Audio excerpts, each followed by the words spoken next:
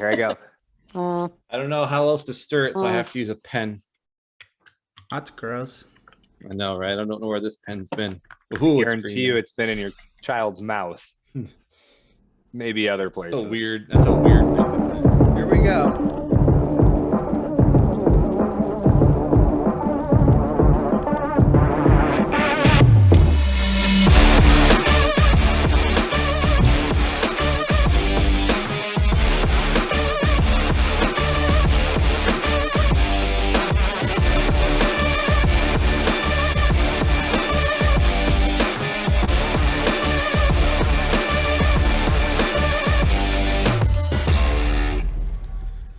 Hey everybody, welcome to the webinar.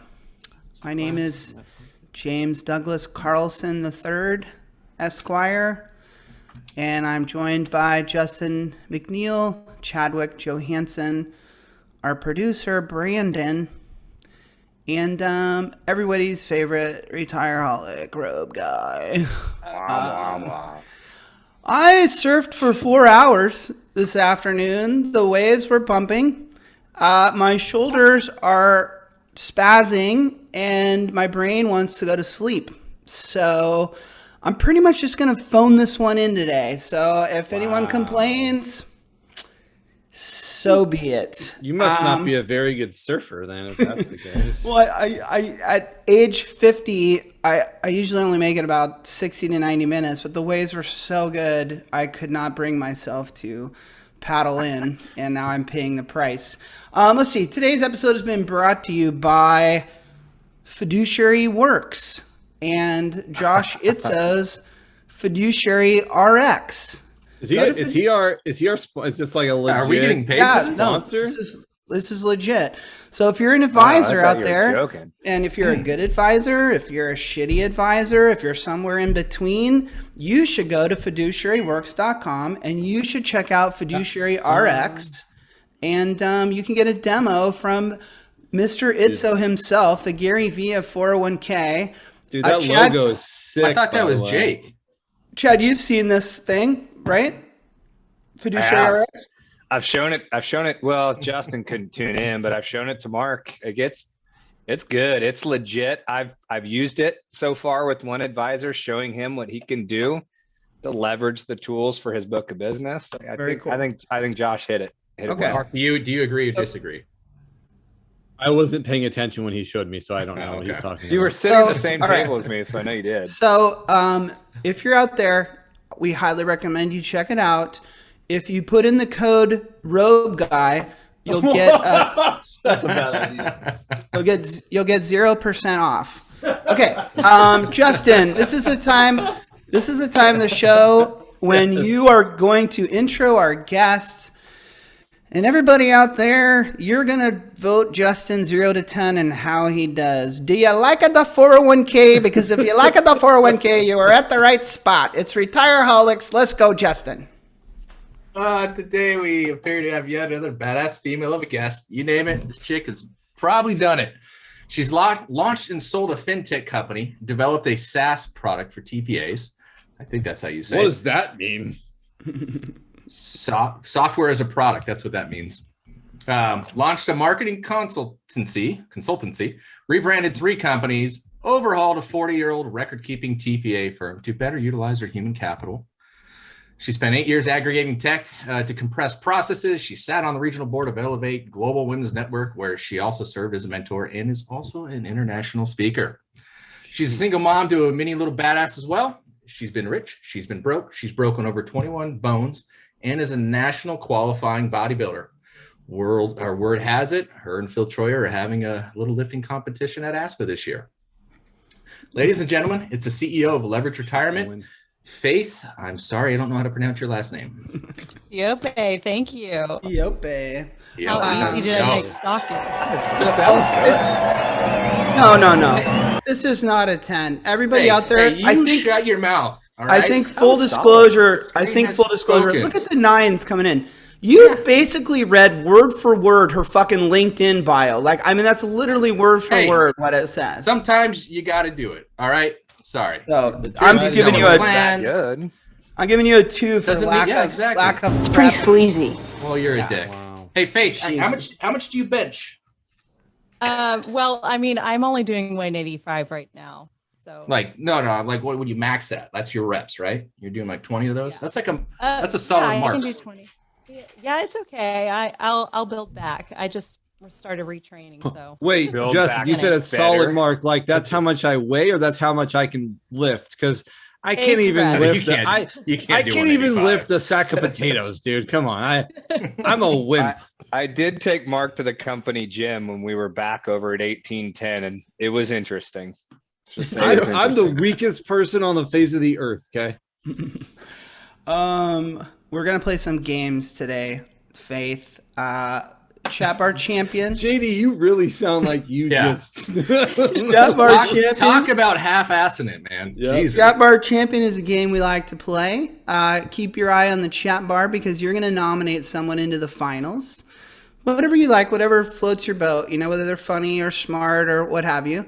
And then you guys out there in the audience, you're going to vote for the winner today. We're also going to play acrosyn, Faith. So if you say any initialism or acronym, you must drink Starting from now. your nasty drink. I'll be sipping off the goose. JD looks asleep. Chad, thanks for that. And those are the games we're going to play. We're going to play winners and losers today, and I got a little something to say about that. And don't forget, if you're an advisor, go to fiduciaryworks.com and check out FiduciaryRx. Who created that again? Gary. The J to the O to the S to the H. Let's go to headlines. Headlines, Brandon. Let's do some fucking headlines.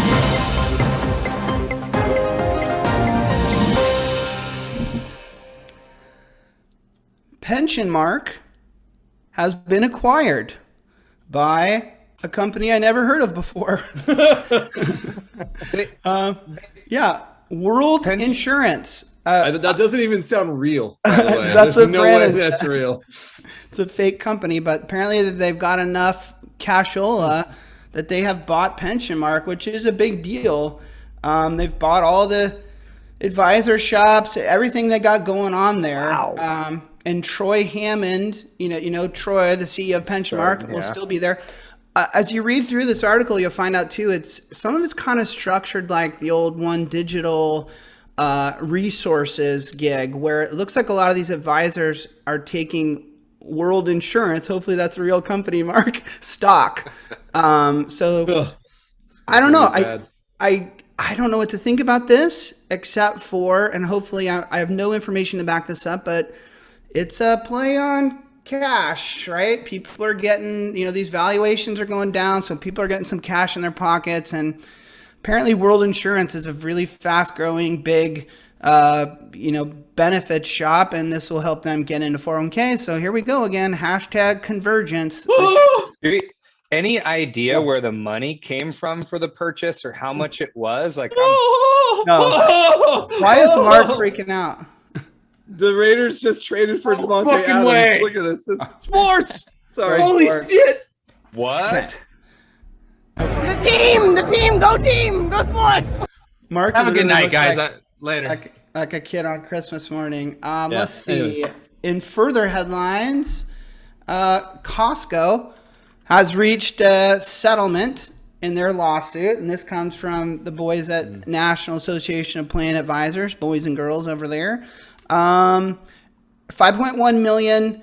And what I saw in here that caught my attention again is there is some language from the attorney claiming that they could have chosen index funds as opposed to actively managed funds. I keep saying this. People keep calling me crazy, saying it's not a thing, but it's a thing. Read this article. That's the wording was they could have. Are we using could have as like a legal term now? Sure, I think so. Wow. I think Okay. so.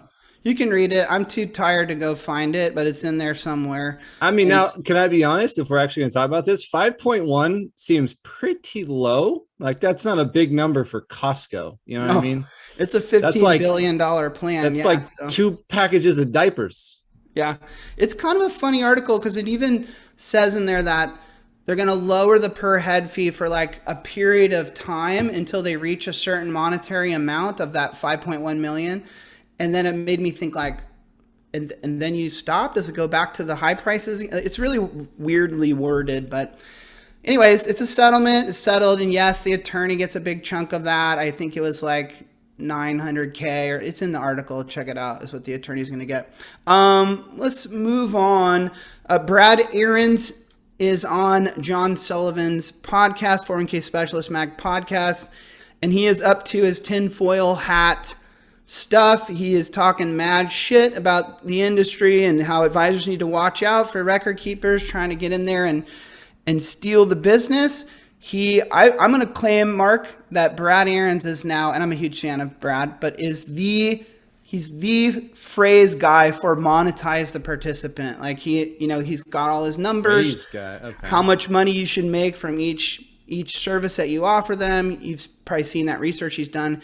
He talks a lot about it on this show. So it's worth a listen. It's like 16, 20 minutes or something. JD, he mentions that's long for John Sullivan's podcast. It is a little bit. Yeah. It's Brad. It was good. I didn't get to finish it today, but I started listening to it this morning while I was doing some things. And his comment of advisors, if you're not willing to do it, don't be pissed when the record keepers start doing it. Love that thought. Yeah. Like we need a silo. Everybody needs to decide what you want to do as a service model, and don't get mad if a partner does it, whether it be on your behalf or at the benefit of what they're trying to build. I agree. And I think he's a good guy to keep going to, and also keep an eye on IntelliSense and how they're kind of tackling it. I think they've recently come out with their kind of financial plan via an app type of thing. So anyways, they're a good benchmark to look at. I thought this one was interesting, and I'd love to get some of your guys' feedback on tips. I'd like to hear from Faith more than anything. Okay, let's see what Faith thinks about this. There's a participant right here in Huntington Beach, California, in Southern California, suing Hyatt. I've stayed at this very hotel before. It's right by the pier there. And is suing his employer because a large portion of his pay is tips, gratuities, and Hyatt forces him, per this article, to cash out those tips, like to get paid in cash. Credit card tips, right? Yeah, so they're not being run through his payroll, and therefore he's not able to defer from that. And we'll start with Faith if she's had any experience in this, but I thought maybe this is a good learning lesson for people out there, because I've run into this with restaurants and stuff before. I'm sure Chad has. How do you think about that? Does this guy have a case like he's not able to defer from these tips and they make up a big chunk of his pay? Like, should the employer be doing something different here? Or? No, I think it's really fascinating. First of all, I think it's amazing that he even knew that he had a case here. Like, who in his circle helped him identify that? That's incredible. I mean, I think about if I had a friend that was in the restaurant business, was a waitress or waiter, and they wanted to defer more, I think they would just complain about it. I can't imagine do anything about it. So I think that's really fascinating. I have a hard time diving into this situation and not knowing what other conversations were they having along the way. Is this something that they had been discussing and he had been complaining about? Or did he just suddenly realize I could have, and they didn't give me the chance? And your first thought too is, I was at least like, well, can't you just make it up in your regular pay? Like, let's do a massive deferral from your regular pay. But I think you run into this scenario where, like, if you deal with like bartenders and stuff, like they're making like 80% of their money is coming from their tips. And so it puts them at a disadvantage. That's a good point. That's a good point. And it's about business practices, JD, because they can report those tips. So early on in my career, I'd run into this where the business owner was honest with me. Our folks aren't always reporting their tips. They're getting cash tips. They're pocketing a portion of them. At the end of the night, they're saying they got $75 in tips when in all likelihood, they got $200 in tips. And she's trying to police it at that point. And I said, look, if it needs to be eligible compensation, this is earned compensation, it needs to be shown. But if they are reporting everything, they can submit a portion of their tips to the company and have it then cut as a W-2 in their actual payroll rather than taking that cash home. And then they can defer from it at that point. So it's a business operations thing on the back end, and whether or not they had that conversation or gave this person that opportunity, I have no idea, but it can be handled accurately. Can I play the opposite of the positive card we're looking at right now? You would just refer to it in this Costco lawsuit of they could have had index funds. He or she, sorry, didn't read the article, could have deferred this. Would they have deferred it? Who knows? But some people want to just sue for the ability to sue, right? For sure. And so I'm not trying to say this person has malintent on their mind. Just throwing it out there. But this person doesn't have the liability. What, Chad? They don't have the legal liability like a fiduciary does, like the business itself does. And so I get that thought, but same with lost earnings calculations when someone's not given the opportunity to defer. We don't know if they would have deferred or not, but if they weren't given the opportunity, the company's forking over some money to make it right. It's a good one for advisors to think about, though, because you do run into it in different businesses. And I'm with Chad. What I don't like to hear, my understanding of Hyatt, they're a large corporation, is they are, in a sense, running it through payroll. They're not letting the employer run it. They're claiming it. So it's not like it's cash that's not being reported. But you're right, Chad. A lot of restaurants, you run into that where it's not even part of their What do you think happens? Faith, I'll pose the question to Faith because we want to hear more from Faith. Yes. What do you think happens if Hyatt comes out and forces everybody that is in this tip system to take 50% of everything they get in tips and leave it with the Hyatt so that they can then show it on payroll and put I think you get a lot of ticked off people? Yeah. That's what I'm thinking too. Yeah, people want to be in control. Oh, yeah, people already don't like change. I mean, think we can't even change the time for Retireholics. They're not going to want to take 50% of their tips. No, you're right, Chad. They would leave and go to somewhere else where they could come home with the cash. So yeah, it's a double-edged sword. But I thought it was an interesting one. That's also at a National Association of Plan Advisors site. Okay, one other one. There's a woman who started a new company. Her name's Jean Smart. I don't know her, but she started a company called Penelope. And it's another play at the small plan market, going after these 60 million participants that don't have access to a 401k plan. She's got 2.1 million in funds that are invested to build this thing out. And she calls it a subscription model. She talks about it being online. You can go to penelope.co, I think is the website. Very cool, by the way. I don't want to rip on this woman because she's an entrepreneur. She's building something out. I think it's cool. But I do have some things I want to talk about with you guys about this. So there's no advisor, right, involved. She's going to use Vanguard funds, like 10 of them. So it's cookie cutter. She says it's cookie cutter. That's what she's trying to do, is create something simple and easy that you could sign up and do very quickly. It's $125 per month as a base, and then $8 per participant per month. So what is that? What's Say 8 that times? again? $8 per month per participant and $125. Basically, if you got a 10-person plan, I did the math. It's just shy of $2,500 a year. So it's cheap, right? It's affordable, plus some Vanguard funds. My question for y'all is, and again, not trying to rip on this woman, but you've all heard me get pissed at Guideline and Human Interest and all these companies. Here we go again. Here's another one. Am I losing it? Should I be more open-minded? Mark says yes. Should I be more open-minded? I'll put this one to Faith first. Is it okay to have small plan solutions that go straight to the consumer and cut out the advisor and have no, I can't even believe I'm saying this out loud, but have no advisor role? Is that okay? Can this work? Is this good for the industry? Okay, I have so much to unpack here, so you may not want to hear all of it, but Yes, we do. I do. I think that it can be fine. Advisors really run the show, though. I mean, we really need the advisor role, so that's a little bit of a bummer. But I mean, it is a solution that's out there. So it's kind of nice to have something. I do always love the change in semantics, like this subscription model. I love playing around with how can What does that mean, by the way? I was confused by that. My clients pay me a certain amount per month. Do I call that a subscription model? I don't understand the So really, okay, so logistically, you can set it up so that it is a recurring charge, like to a credit card or charge to an account. So you can make it really like a legitimate subscription, but you really could have it just on a regular, even invoice, and it is a subscription. Now it gets weird.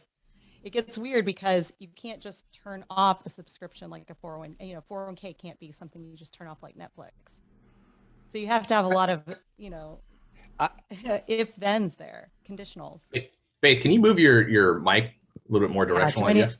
I need to basically make out with this mic. I had to turn my levels down. Thank you. Thanks, Justin. That was good. Yeah, we need to closer to it. I think that's silly, by the way. Here we go again. It's the smoke and mirrors of marketing. Great. Subscription. Don't call it smoke and mirrors. It is. It's a form of communication, though, because you think about the way that our industry talks. Our industry is just trying to fire hose. Like, we are the experts. We know what you need to know. And we're fire hosing everybody with all this information. But if they're not really receiving it, then what's the point of delivering the message? So I think that the smoke and mirrors of marketing is just a change in communication. Yeah, fair enough. That was a more mature way of representing it. And you know what? I need to stop ripping on these change in communications, and I need to start doing the same damn thing because it seems to resonate with people. Chad, you have some thoughts here. You don't need to do it if your offering is strong enough and bringing in enough presence that you don't need to use different terminology just to get business, which is what many of these folks are doing. Faith, when you said it's another solution, I feel like a solution is an answer to a problem. I don't feel like we have a problem right now. I don't feel like these entities that are coming out with these offerings are really a solution. It is just another offering. It is something that is out there, but we're not fixing anything. And when you look at what they're pitching that you should pay less. That's what they're pitching. They're not really pitching anything better. They're saying you're paying too much, so pay less. Get funds that you can get in these other providers and pay less. That's what they're really trying to sell. Yeah, and that is upsetting. But also, I think that it's a chance for us to look, is there a way for us to turn everything on its head and see, should we be doing something differently? I don't really like the idea of thinking that what we do in providing 401ks should be cheaper. So I do think that it is sending a little bit of a wrong message. But I mean, if our mission as an industry is coverage for all, then they're kind of helping with that. Yeah, you could look at it as a positive. I don't really believe what I'm about to say, but I'll say it anyways, is if the problem, I do believe the problem with those 60 million Americans that don't have retirement plans is cost. I've said this before. I do believe that the 10-person auto body shop on the corner doesn't have a 401k plan because they don't want to stroke the check for $2,500. I think that's the reason why. Yeah, but I think that that's the communication piece. So I think that our industry is in this cycle of showing apples to apples on something. And then the audience thinks that the only thing that they have to compare now is price, because it's the only thing that they really can wrap their minds around. So I think it's just, you're already jumping to the comparative side. My point is that company does not have a plan. And they don't have a plan because they don't think they can afford one. They don't think they're big enough. They don't have the people. So yeah, go ahead. It's coming in the chat bar, so I have to answer. There's 3 people that wrote it that this is a solution because there's a problem, and everybody is referring to the problem as being cost. And that's your stance. And when JD just said that, I said I disagree, because I don't think cost is the issue. I've been able to sell a startup 401k plan with no billables for 10 straight years. The companies that choose not to offer one, it's not because they think there's a billable cost. More often than not, it's because they think we don't need one. There's no benefit to us in having one. And it is an operational issue for us with payroll and doing all this work to bring people into the plan, and then people leave. And how do I monitor that? And it's work that they don't want to take on. So I disagree that the issue is cost and the solution is to lower what we're charging. Well, people in the chat are also saying this, and we get this. It is the administrative burden. It's basically like a pooled employer plan sales bulletin, right? We get it. It's the cost, it's the administrative burden, of having these plans. But the reason why I'm focusing on the cost is because it seems like with this Penelope program, when you read the articles in Forbes and whatever, that's what they're saying is, oh, finally, someone's come to the market with something that the little guy can afford, and they can have a 401k plan just like the big guy. It's driving me nuts. I wanted to get back to that point is, I reached out to Chad today and I asked him, hey, tell me what's like the cheapest record keeper out there. And you had come back to me and you had said, that you gave it's funny, a lot of the pricing's changing, but you can get a record keeper to do a startup plan with 10 people with 50K of flow for no billable. Like, they're out there. So they'll have an asset-based fee, but guess what? You don't have any assets. So that's a win-win for you as a plan in my book. And 50K a year. Like some of the ones that we were talking about, it's 1.4%. 1.4% of 50K is $700. That's a bargain, in that first year. So my point is that we could use that record keeper. We sell something called Kickstart, which puts you in a simple design. That's $1,000. So now you're $1,000 in. That's all you got to write a check for. You're with Voya. And now we just come to this bridge of an advisor. Like, will an advisor do it for 50 bips? When they do it, unfortunately, out there these days, right? And Pankaj makes a good point too, that companies could have offered payroll deduction IRAs at no cost. They're still not doing that. So the coverage gap is not just about 401ks. There's been plenty of solutions out there that cost nothing that they could have been offering this whole time. I want to ask you one more time though. Do we accept these without an advisor? And then do we convince ourselves that, well, at least there'll be new plans, they'll grow, and then maybe they'll want an advisor when they get to 500K to 1 million. I want to know what you all think about that here. And I also want to know what you think advisors think about that statement. Faith. First to you, Faith, like, is this an okay thing? Well, what do you think is the real problem with not having an advisor? And she just has this list of funds that she selected, whoever selected it. What's the problem? My problem would be lack of direction, lack of consulting, lack of helping them understand their fiduciary responsibility, just lack of actually running a quality plan. I guess, so that's the question. And I'll go to Mark. Is it better to have a shitty plan than no plan at all? Is it shitty only if you don't have an advisor? I think the likelihood of shittiness is higher. That's a Mark? technical term. I feel like those are the same thing, having a shitty plan or not having anything at all, because I don't know, I wouldn't utilize a shitty plan, I guess, if I knew it was shitty, but what's the spectrum of shitty? Who knows, right? You're saying because it's super expensive? Like, I don't know. But it's still a platform. It still has the same rules. You can do pre-tax. I don't know if she gets really, how intricate she gets. Let's assume you could do Roth or whatever. Okay, so if it has those, then what's the problem? Maybe a participant will be looking for some other investments that aren't available. That could be an issue. But what if they're not? Most people don't even know what to invest in. I'll tell you what the problem is. We're 30 minutes in. We're on headlines still, and and also nobody has said an acronym. Okay, just gonna throw that out there. That's pretty shitty. Those are good things, Mark. Headlines are made for conversations. We let them. This is a very responsible show, and I'm not enjoying it whatsoever. Okay, let's take Mark's lead and let's spin the wheel of ice. I like that conversation though. There was so much to go on there. Hey, chat, I didn't say we had to stop talking about that, but I was just pointing out a couple of things. You just wanted to drink. Oh, nice. All right. Brandon's getting after it. Okay. Well done. Wow. Well done. Well, Chad, this is somewhat similar. I think I called you today. And as I mentioned earlier, I was asking about record keeping pricing because I don't really keep tabs on that stuff these days. And you called me and we chatted about this for a while. And you told me something that I'd like you to share with the audience, which is it sounds like pricing is changing in the micro market. So you can explain this a little more, what you're seeing? Yeah, well, pricing has always been in flux, right? Depending on the time of year. They throw out year-end specials, they drive down costs. But what we're seeing right now is a restructuring of cost. Almost every provider has come out with a new structure for startups that has billable cost involved.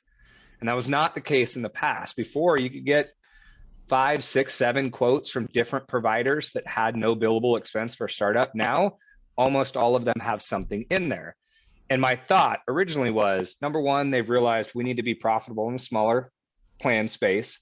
But I think more so what they're doing is they're trying to leverage the tax credits that businesses can get. And they're coming with every proposal, for example, like Principal, every proposal Principal sending out, they're sending out a leverage your tax credit piece along with it. And it's a whole write-up on why it's okay to have billable because you can get a tax credit for it. And so, yeah, I'm seeing this flip-flop of a lot of these small market providers that were willing to go all asset-based, starting to push more billable fee. And the only thing I can come up with is they realize they need to be profitable in the micro space. They are limiting some of the proprietary requirements, which is another reason why I think they're willing to go billable, because they're not forcing their own funds in now as much, we'll say, and because of the tax credits. But it's been a flip in the last 6 months. That's pretty fucked. I mean, they're basically saying, hey, the government's giving you the tax credits, but we're going to take them from you. Well, every one of those costs have gone up. I mean, you only get them if you get a billable if you pay. expense, though. Yeah. Yeah, Well, I was going to ask you guys. I was going to ask you guys because I don't know. You still have the TPA. God damn it. When they add a billable, beyond having less proprietary requirements like Chad mentioned, but are you seeing like the asset-based fee go down or no? That's what Chad's saying is no, prices are getting more expensive in the small market. Yes. So do you think that they looked back over the last 10 years and realized, I used to think this all the time, like when a vendor, a record keeper would roll out a startup plan, 15 people, 50K of flow, and they would create, back in the day, back when I used to do this shit, they would create enrollment books, like real hard copy enrollment books. They'd send down a person in a suit and tie to do administration. Then they set you up on this glorious record keeping system where you got a service rep. And I'm thinking to myself, like to Chad's point, they only had basis points. They didn't charge a hard dollar, and the plan didn't have any assets. I'm like, they must be losing their shirt on these small plans. And so are they looking back now and going, damn it, we're losing money. Like we need to change our model. There's a question in there somewhere. That was I thought you teed that up for Faith. That's what Sherry was saying. She wanted to hear Faith. Yeah. Let me ask you, Faith, we should know a little bit more. So at Leverage, where you're the chief executive officer, are you all, do you work with different vendors like the Hancocks, the Principals, the Empowers, or are you guys doing your own record keeping? I should know better. We are doing our own record keeping. You are? Okay. Mm-hmm. And how do you think you compete against, do you go after startups? I wouldn't say we go after them. I think that I love the startup and entrepreneur world. So when I say entrepreneur, I normally mean 5 years, not a baby entrepreneur. I just love that world. I love the mindset. And so I just love talking in that space. So I'm in those circles a lot. So we definitely take on a lot. We service mostly banks. And so in that, being a provider for banks, we also take on their small business clients. And so it kind of pushes us into all the different verticals. And do you have an eye on the pricing that Chad's talking about? And do you feel a pressure to compete with it, or you guys just charge your own fee that's higher than that? Since I'm a mom of 4 kids in elementary school, not a lot pressures me, but I do feel that, we're probably pretty on point with the pricing. I'm not too afraid of it. I mean, really, it's if we have to compare pricing, then we're not really comparing what we do. Does that make sense? Sure. Are you following what I'm saying? So you're So saying pricing's not a problem. That's what I heard. It's about service. It is about service. And I think that communication is an enormous part of making sure that the audience understands what they really want. Because what they really want is not, oh, my people don't need this, or we don't want to afford it. It's really opening their eyes to seeing what it can actually do for them and why they would want to get involved with it with their people. Well, I will tell you this, Chad, Justin, Mark, I think it's a good look for our industry. I think charging startup clients a fee, third-party administrators have been doing that since the beginning of time, right? But for a record keeper to say, hey, this is the service we offer, and because you have zero assets or whatever, we're going to charge you $1,500 or whatever it is. I like that because I think it's teaching the clients that these things cost something versus 10 years ago when I would sell 401k plans. A lot of times when it came to record keeping, there was no cost from the participant's perspective or from the plan sponsor's perspective, even though there was. So this is a good thing. It'll teach them that they need to pull out their wallet a little more for this type of stuff. So yeah, there's no reason why we should be bowing over and cutting our fees down to next to nothing for these startups. They're willing to pay money for a ping pong table or a subscription to something, So if they're wanting a 401k anyways, then they should pay for it, for sure. Can I ask a interesting question in my mind, which is why do they think we shouldn't charge? Why shouldn't we charge? No, why do clients think that there shouldn't be a charge for these services? Because if you take a step back and you think about what is happening, they're assigning a human being that comes at a cost to that record keeper to sit with you, often weekly, to help you understand how this plan setup is going, to set up the payroll integration, to talk through how to process contributions, to teach you the web. All of that is a service. Like, there is physical human capital and technology, which comes at expense, happening there. Why have we gotten to a point where people think there shouldn't be a charge for those things? Or at least such a low charge. I don't know the answer, but it drives me nuts when I think about it. I know.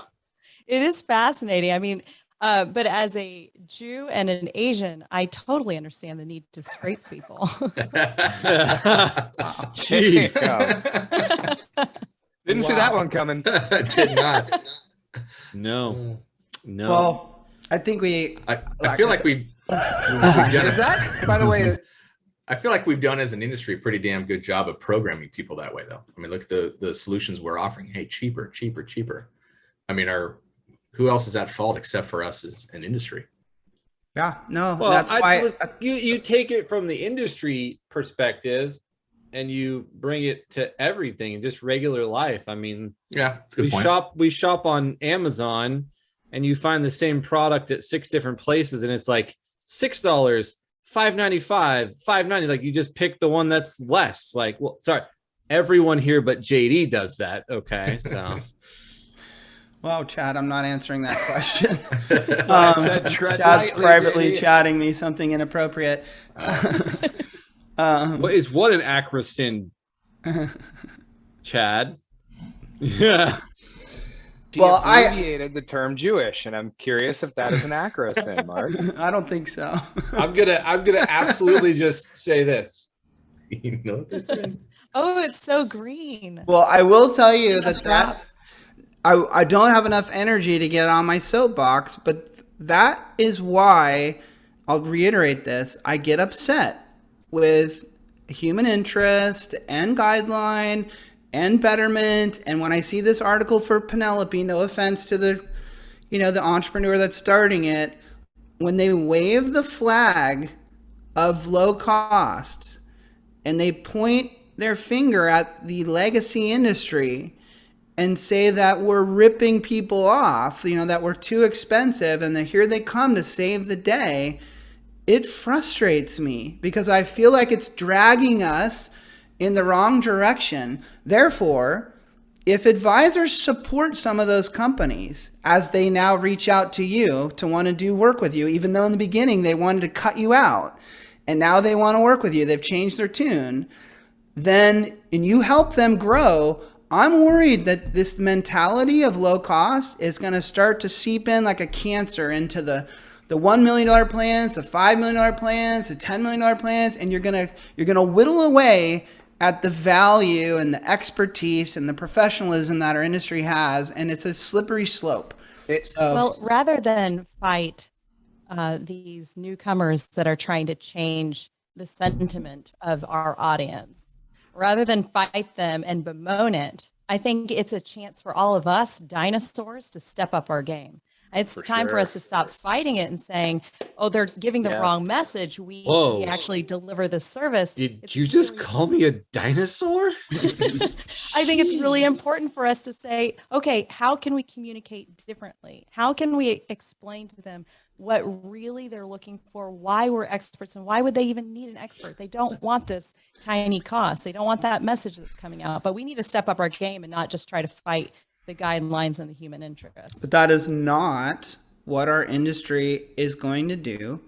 What our industry is going to do is we're going to play magic tricks with our cards up our sleeves, and we're going to continue to lower the cost for your 401k while we rape and pillage your participant data and sell you financial wellness and sell you pet insurance and sell you other things. That's what's happening. So the industry disagrees with you, Faith. They're heading in a different direction, and it all's fucking pissing me off. So let's play a game. We play a game around here. We call it winners and losers. As I've mentioned, and everyone in the chat bar keeps tearing me apart, I surfed way too long today. I really phoned this winners and losers in, and to be quite honest, I'm getting sick and tired of this game, so this is probably the last time you'll ever see this game. Just like Landmark Game, we will be, burying it today, deep 6 feet into the dirt. So here we go. The last time ever, winners and losers.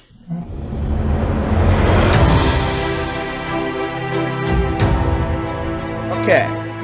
This is to you, Faith. What am I doing here? You just have to tell me, which of these two bands do you love the most? Is it Poison or is it Skid Row, and why? Okay, so I'm just going to pick Poison because green is my favorite color. Oh, I thought there was like meaning behind this or something. Do you know who Poison is? Do you know who these bands are? No, there is a long era of my life where I listened to music and did not associate with the actual artist. This is part of that. How about you, Mark? If you had to put on the old headphones right now, which one of these guys are you listening to? Now it's gonna sound really bad. Is Bret Michaels Bret Michaels is he the lead singer of Poison? Because I believe he's the guy in the sailor hat. Because I dislike that guy so much, I'm just gonna go Skid Row. Okay. Yeah. I don't know, like all the reality shows and stuff he has is like, get this guy. Chad, do you know who either of these bands are? I know Poison. I have no idea who Skid Row is. That's what I'm over here typing in and try to figure out. What's if I the can lead recognize a singer's single name song. of Skid Row? He's got a Sebastian Bach. Yeah, he's got like a really classy name. So Google him. He's looking a little worn out these days. All right, let's go to the next one. What about Justin? Fuck Justin. No. Next one. We're on time constraints here. Okay, Faith, are you in the Taylor Swift camp or the Kanye camp? Taylor, for sure. Wrong answer. I can't handle the Kanye hiding in bushes thing. It's Justin, reminiscent of my own life. Are you in the Kanye camp or the Taylor camp? Go fuck yourself. We're on a time constraint. Wow. I'm not gonna ask Chad this one. I know my answer. I personally, I feel bad that Kanye went on stage and interrupted her award, but in terms of creating music and creating the best music, Kanye is 10x what Taylor's created in her music career. Just my opinion. All right, let's go to the next one. And Kanye, leave Kim and Davidson alone, please. All right, next slide. Okay. It's not really a slide, is it? We're really involved in pop culture, man. All right, Faith, are you? Yeah. You're in a trap. Trap's your jam. Okay. If I have to pick one or the other. Okay, but yeah, you Can I do. listen? Yeah. Can I give my answer? Sure, Mark. Every day, any day trap. Just in the car, you know. Wait, but coming fresh up in Nashville? Wait. But when you go to Nashville, you get wrapped up in all the fun, and then you start watching Chad dance with his boots on, and you're just like, I love this stuff, man. But the minute the plane takes off from Nashville, I'm like, trap music. Yeah, done. Chad, I had to ask you this one. I think we all know the answer. You own cowboy boots. You live in a flyover state. What's your choice? And I listened to country music for years playing baseball. It was the only thing allowed while you were out there. So I'm all country between these two. Justin, different question for you. Do you ever listen to country music? Like, do you enjoy it? I don't even know what trap music is, man. Trap music, just kind of like today's version of pop, hip hop, like the rap that you hear on the got it. radio. Do you know what a trap house is? A tramp house or a trap house? Trap house. I think it's where they make drugs, right? Where they make drugs. Yeah. It's the cover of one of 2 Chainz' albums. But Justin, do you listen to country music ever, just for fun? On occasion, I do. You do? You know, if it comes on, I'll yeah. On Okay. occasion. All right. I think we've got another one. Or another one. I don't know. Nope. No? Wow. It's your half-ass. Oh, we do. There we go. All right. Oh, Mr. Right, Rogers. Faith. this time. For the first time, I'm changing my answer. Who's the better person here? You know you have to pick Fred. Good. Correct. Not this one. Rogers. It's always Fred. We've done this with Jesus. We've done this with, Gandhi. Fred has beaten all of them. Always wins. God, I'm fucking tired. Okay, let's go to the next subject. That is the last of winners and losers. You'll never see it again. Say goodbye. Say goodbye, Mark. Been fun. It's been fun. I'll rate you on a scale of 1 to 10. That was a 0. Good. I like it. Let's see. Faith, you wrote me an email and you threw out some topics that you thought you would maybe want to talk about. I got to be honest with you. You're such a creative, kind of free spirit. We haven't told anyone. You host a Pull to Refresh on Clubhouse. That's an app, Chad. That's like a social media I app. am a Clubhouse member. Dude, I was like it's where Mickey Mouse 200. hangs out. Of course he knows what that is. Mickey Mouse Club. Every Monday at 7 a.m. West Coast time. And so I've listened early. to quite a few of them. And you just have a really cool way of taking 401k topics and kind of generalizing them and then just spilling the tea and having a conversation. I really like it. When I read your email to me and the topics you want to talk about, I'm going to be honest with you. They're so out there. I didn't even understand half of them, what you wanted to talk about. So I'm going to read one to you and we'll see if Mark understands it. And then you tell me what the fuck you're talking about and how you want to talk about it. Okay. You said the greater good versus administrative burdens, even on a policy level discussion. Sentiment among our people pulls towards administrative doability, but we're an industry filled with smart people. Let's talk about that. I don't know what that means. Dude, was that a poem? Yeah, that's exactly how I feel, Mark. That was like a Shakespearean poem. Faith, Yeah, what do you do I know what it means? No. what are you talking no about idea. there? I am always fascinated and disappointed with whenever we have something that's brought to the table.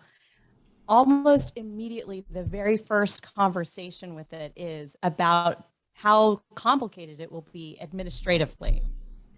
And that's a little bit of a frustrating jump because it's like, well, but what's the right thing to do first? We're made up of an industry of crazy intelligent people. All these experts, are just, you have so many brilliant minds in this industry. Why wouldn't we be able to come up with a solution if the policy was right?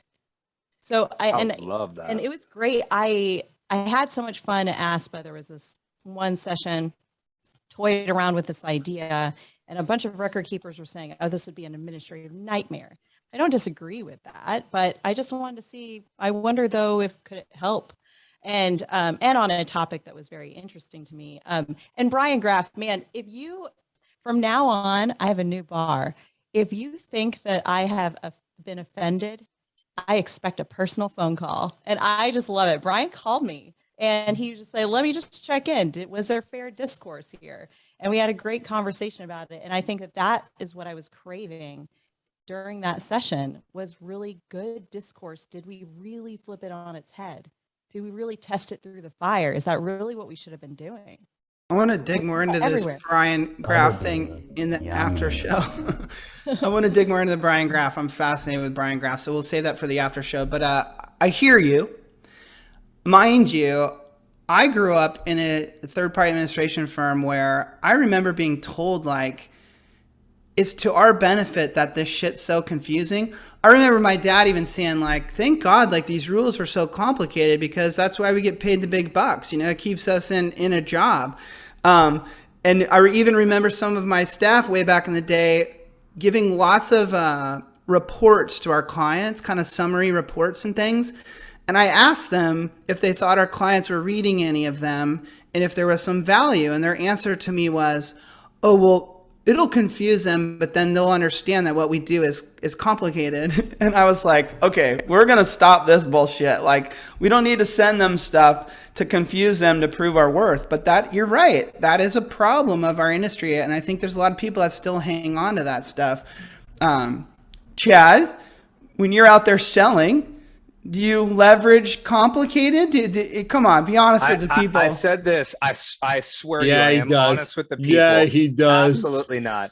He said this on a CalSavers presentation the other day where someone in a Q&A afterwards said, your industry is too complicated. That's why I don't do 401k plans.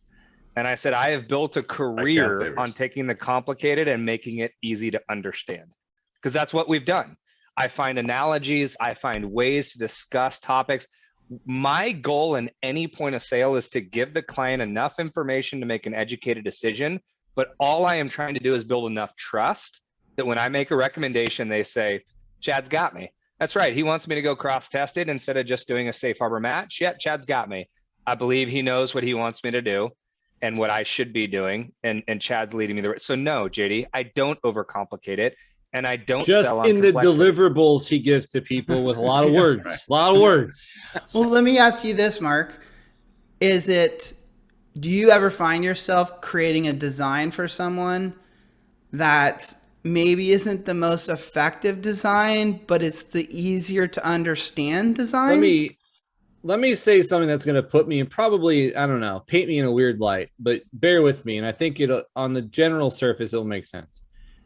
If I can't explain something, I'm not going to design it that way.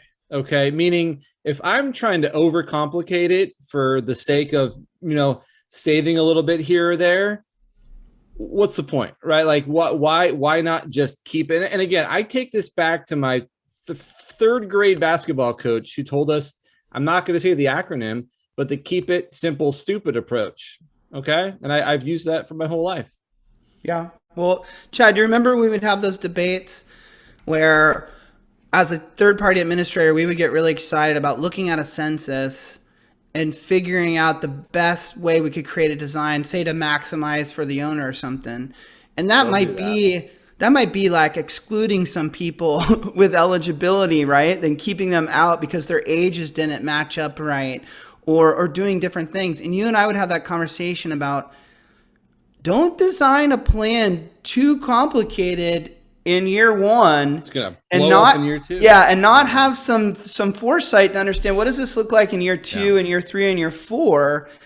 And I'm curious where Chad thinks these days is simple better sometimes. So I'm going to support Faith's point. Yes, simple is better sometimes. And there are, to your question to Mark, I won't say often, but there are a number of times where I look at what I can do with a supplemental match on top of a safe harbor, or jumping up a non-Highleys profit sharing contribution that lowers everybody else because I gave someone 22% who terminated halfway through. Yes, I see it. I know I can do it, but the client's going to step over dollars to pick up pennies because they're not going to be able to run that plan. They're gonna fail when they look at exclusions and who they're trying to bring in and who they're not. And we're gonna catch it on the back end, and then it's gonna be a charge from an ERISA attorney to fix it. But Yeah. Nice. but to Faith's point, and I heard you when I said it or typed it, and this is something my brother said to me years ago. We can't be so focused on what will succeed Oh, that really good guest we had on the show. He was That- awesome. that we look past what we think the future of this business could be. Like, yeah, we may not be able to see it now. We may be thinking that clients can't do this now, but in a year or two with proper payroll integration, if everybody starts playing friendly, these things could be super easy. So don't give up on what is the right thing, what we should be aiming for as an industry, because it can't happen now. Because honestly, I can't dream of the technology that has already been created. I can't. The fact You that I could say could. some lady's name and she's going to tell me what the weather is outside or in any state or any spot in the world, I never would have thought. talking that about kind of Alexa? technology would exist. She's right there, so I don't want to say her name. Oh. Alexa, play trap music. The thing, yeah. Hey, Brandon, that was a Chad Nuggets moment. We need Chad's Nuggets. Well said, Chad. Faith, let me ask you. Do you- Mine was good. Oh. Do you design safe harbor matches that are 100% of the first 3% and 50% of the next 2? Or do you design safe harbor matches that are 100% of the first 4%? Well, why are you asking me this question? Because I say one go. is Question. complicated and one is simple. I Why say do they call one a basic match when it's not? I'm with Bill Shores. I'm 100% of the first 4% all day long. Fuck the Oh, fuck the Trisha. 50% of the Trisha, next 2. What Yeah, say you, Justin, Faith? God. God, Win. damn it. Oh, I thought that was Chad. Whoops, You sorry. disagree with me, Faith? No, I am not disagreeing with you. I like the simplicity. I think it's ridiculous to try to have communicate that difference of 3 and 5, and there's just so many numbers. So I do like the simplicity.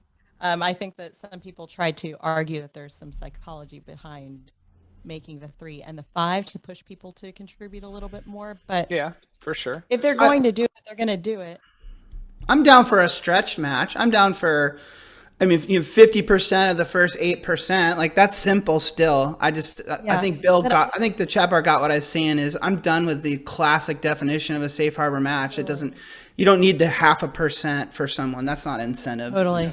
And Has it's anyone ever done a triple stack match? You Yes. can't triple stack. Double stack. Have you really? Yes, Jeez. unfortunately.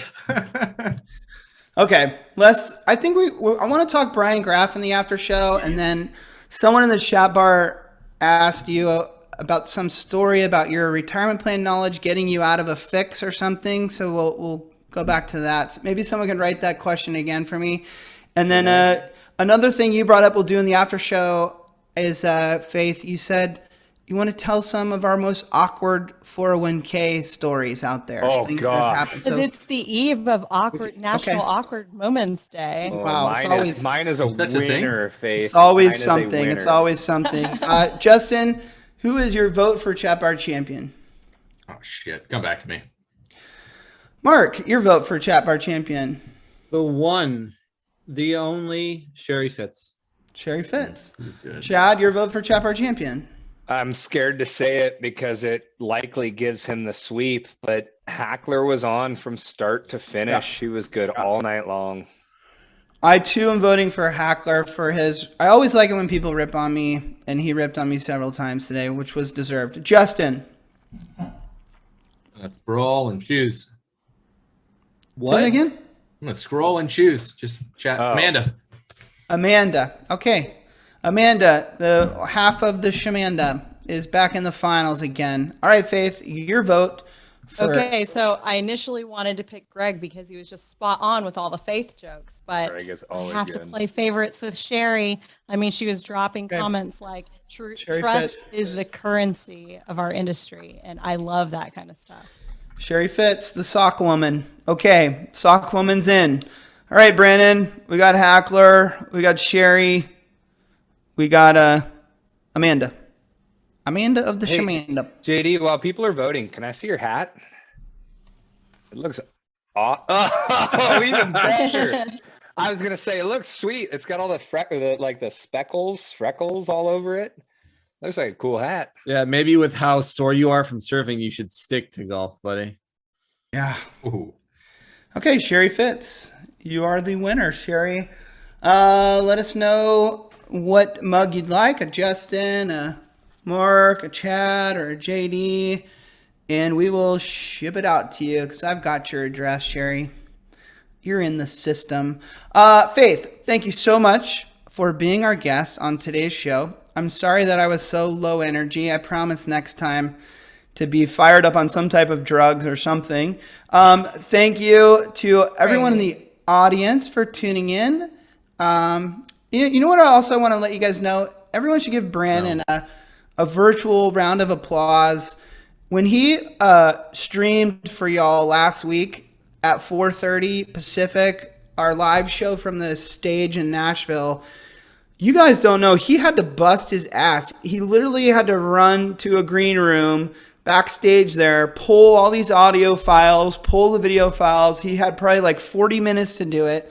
It came down to the wire, and he was able to stream the show at 4:30. So that was a lot of work that went into that. And I want y'all to know that that's how much he loves you, that he busted his ass to get that out to you. So I hopefully you enjoyed that. And that show, if you didn't see it, I think it's on our Retireholics site now, so you can watch. That was a lot of fun to speak with Mr. Moody there.